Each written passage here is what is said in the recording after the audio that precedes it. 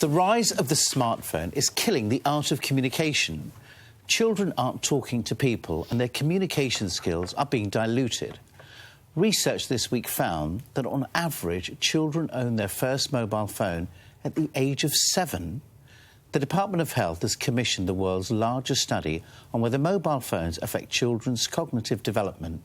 Text, WhatsApp, Facebook, BBM are now the norm of communication for young people.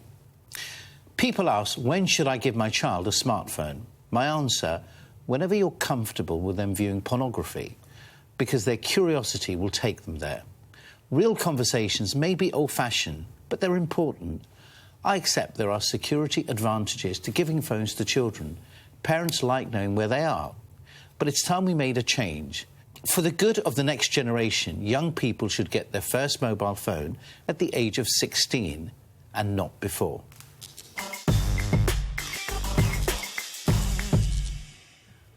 Should I be texting you my answer to see what you? But that's what everybody's doing, Rachel. But here we are.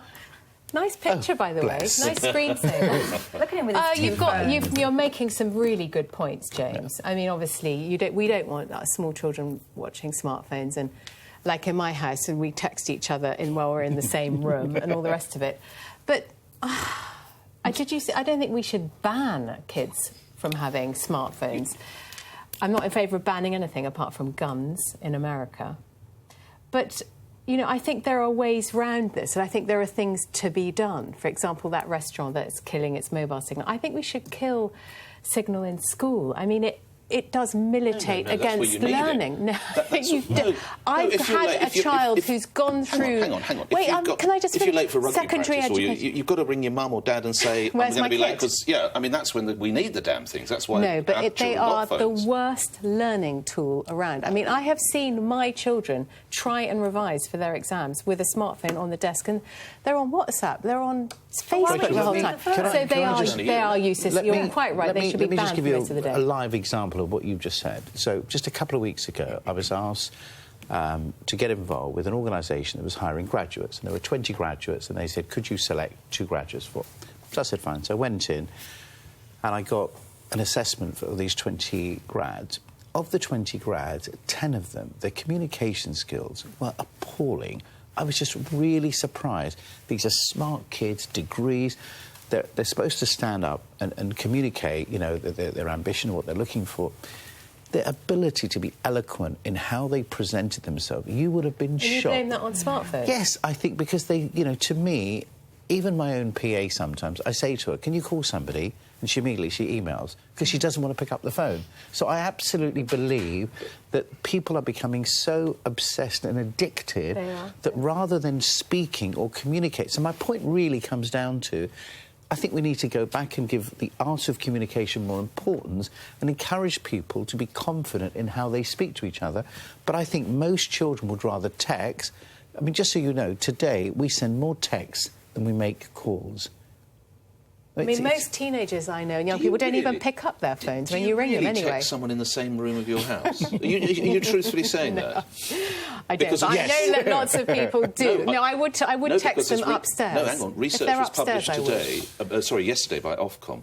25% of adults, i.e. 1 in 4, has at some times texted another adult in the same room. Now, unless you're texting your girlfriend to say, this is absolutely horrific, let's get out of here, or I hate your mother, or whatever it might be. Bail. Yeah, let's bail. Oh, of course, that's the word you use. Let's bail. Jolly good off to matron. Let's bail. We are ruined. Just like your brother. Let's bail.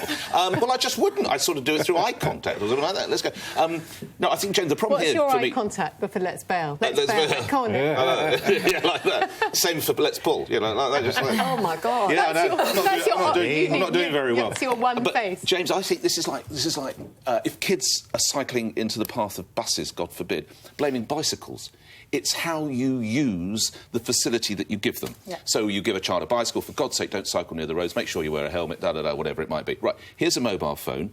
This is to be used if you've got to ring mum or me or your brother or sister, whatever like that. You're not going to download pornography, and you're not going to sit at dinner tables, which I also understand happens, where instead of encouraging conversation, and you can probably realise I was very fortunate that my parents insisted that we all spoke at dinner table, but they don't, and they just sit there texting their chums. So it's the implementation and the utilisation of the phone that's the problem. But we're failing then, aren't we, Nick? But that's parents, isn't it? That's not the mobile phone's problem. I get that, but the point I'm making is you're right, but we're failing because you and I know, Nick, we walk into a restaurant... Oh, I know. Or and what do you see kids doing? They're just sitting But there. adults are doing it as well. You're making out it's only children. If adults are on their phone the whole time... There was another study out last year which was talking about how children are feeling more and more neglected by their parents who are busy doing... You've got two phones on the desk of your bed. They're the scourge of modern life. Everybody is addicted to them. And what can we do, then? I try and have a day off in the weekend where I don't look at it at all. And I really do very badly at it. I do try, though, because we are in danger of living, basically, a dual life. And I have to say, I was at the age where people started getting phones when we were 12. They weren't smartphones. And I held out I think I was about 14 or 15, and I remember feeling like my friends stopped talking to me. What's your view, Michelle? Do you feel like that? Well, my view is that I think you saying about we're losing the art of communication, but the art of communication is changing. I think that the future is it's technology. It is... For the worse, then?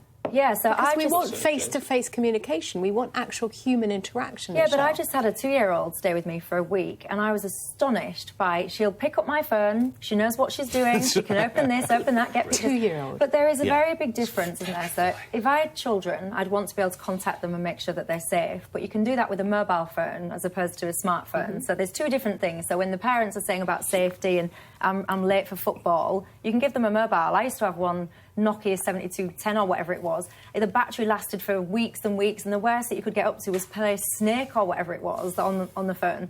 So you can combat the safety aspect with a mobile phone and take the smartness out of it. But then the problem is you send your kid to school with a mobile phone as opposed to a smartphone, they're going to get bullied no end. But I'm sure this 2-year-old is lovely, but address James's point, as and when she has to present herself for an interview with someone like James, or indeed you employ... I mean, fantastic that she can control your mobile phone, but she won't be able to present herself properly. So this is the problem, isn't it? I help people get back into employment, and I'll look at people's CVs or I'll talk to them, and they write in text speak. They abbreviate stuff. And you look at it and you go, like, have you actually read what you're saying? And they'll read it out and they'll talk normally, but when they're writing, it's text speak.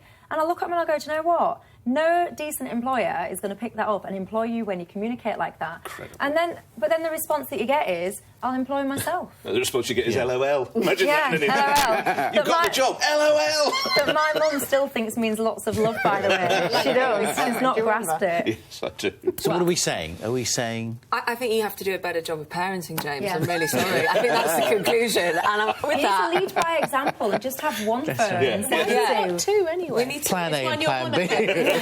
Monaco. Steady.